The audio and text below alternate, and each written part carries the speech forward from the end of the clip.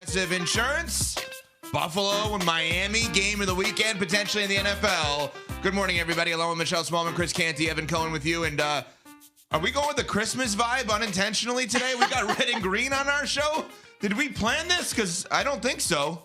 Well, I know I plan to wear this shirt, and this is a shout-out to the good brothers of Kappa Alpha Psi, my fraternity. We're celebrating our Founders Day today.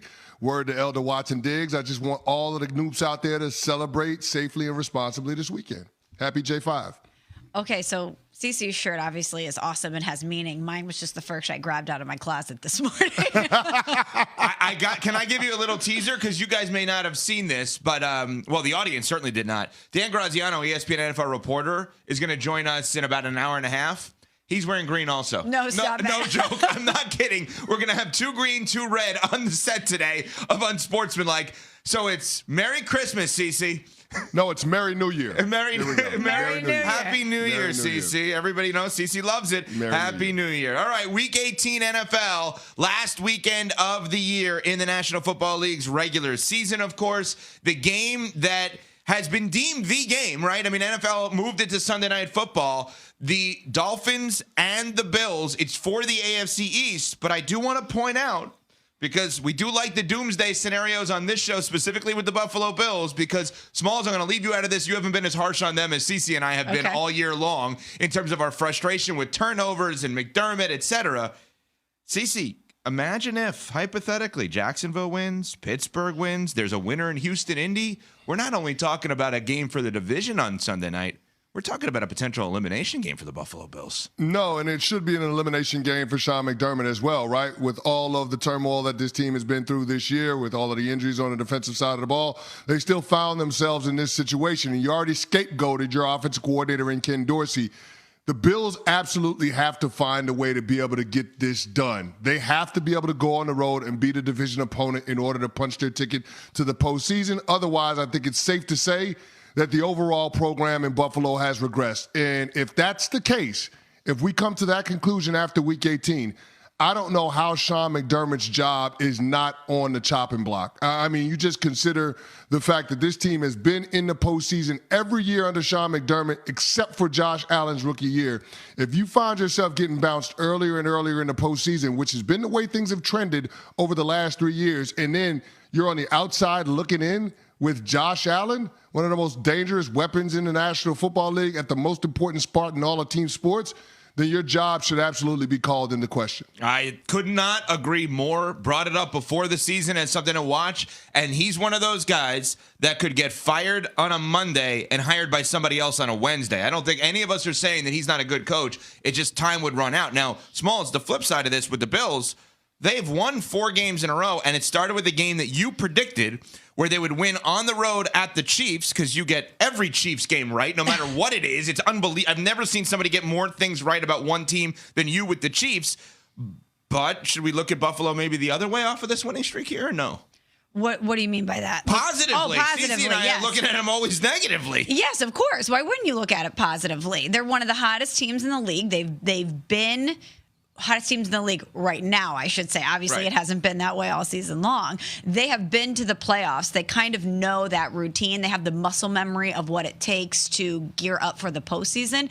And Josh Allen is one of those game breaker type quarterbacks. You know that he can step in and he can make that big play happen. I look at the Buffalo Bills and I think they're a better team than the Miami Dolphins. And I think that they're one of those teams you got to keep an eye out for. And I know that if things don't work out for them, that they have a very precarious offseason.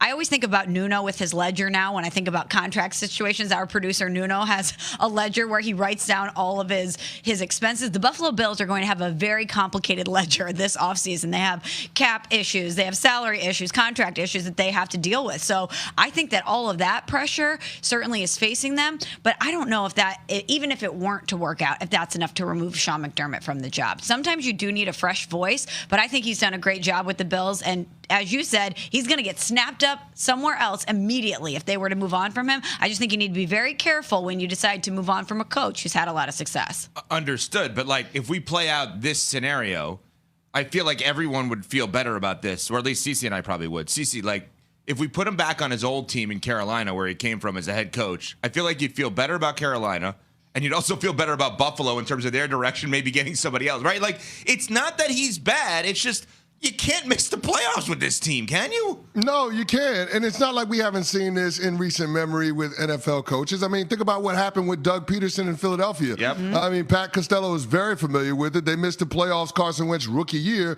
but then they're in the tournament 3 straight years, including winning the Super Bowl, and they fired the guy after his 5th season. That actually happened. You go back to the early 2000s with the Tampa Bay Bucks and Tony Dungy. They're in the playoffs 4 of the 6 years he's there, including a conference championship game appearance where they lost to the eventual Super Bowl champs in the St. Louis Rams. And guess what happens? They fire him in 2001, hire John Gruden, and then the team wins the Super Bowl in 2002. So it's not as if we haven't seen precedents of coaches that have been able to show sustained success and have their team in the postseason routinely and have their team in the championship rounds. Teams eventually move on from it because they think that it's run its course with that current coach. Maybe Sean McDermott is taking the Buffalo Bills and Josh Allen as far as he can take them. And based on how the Bills have played it the last 3 weeks, based on how they've called games and not utilized Josh Allen to the degree that we've seen in the past. Remember, 66 pass attempts over the last 3 games for Josh Allen. There's clearly been a wall that this player has hit, and maybe Sean McDermott is not the coach to get him to break through that wall. And if that's the case, then you've got to get a new coach and a new voice in there that can help Josh Allen continue to evolve. Otherwise, this team ain't winning a title. The flip side of this is everyone thinks the Bills are going to win this weekend. They're favored on the road at Miami. And we sat here yesterday on our show, and people can go back on the ESPN app and listen to the podcast, and we talked about all of the backup quarterbacks, all the injuries for Week 18 / all of the guys who are resting for the playoffs in Week 18 at the quarterback position. And I think we had, 61 quarterbacks that have started already this season, if I'm not mistaken, something like that. So amidst all of these, or amongst all of these backup quarterbacks, guess who has a chance of starting his 17th game on Sunday? Tua. I mean, crazy. Think about that, it's right? Crazy. That's wild. I was thinking about a lot of the storylines that we really talked about and that we thought could be big X factors heading into this NFL season.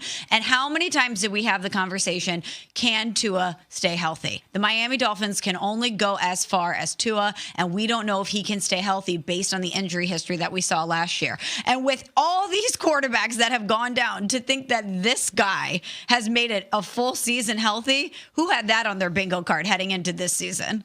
Not I, Smalls, not I. But I will say this, the Dolphins have expressed a certain degree of conviction when it comes to Tua that not a lot of other people that cover the NFL simply have. But I'll say this, if this dude wins this game and they win the division and they can potentially win a playoff game, then all of a sudden I would feel a lot better about Tua getting a $250 million contract, right? The going rate for quarterbacks is $50 million a year. He's going into his option. He'll be going into his option. Cece, say that again. Let that sink in, everybody. The going rate for a starting quarterback is what? The going rate for a starting quarterback is $50 million a year.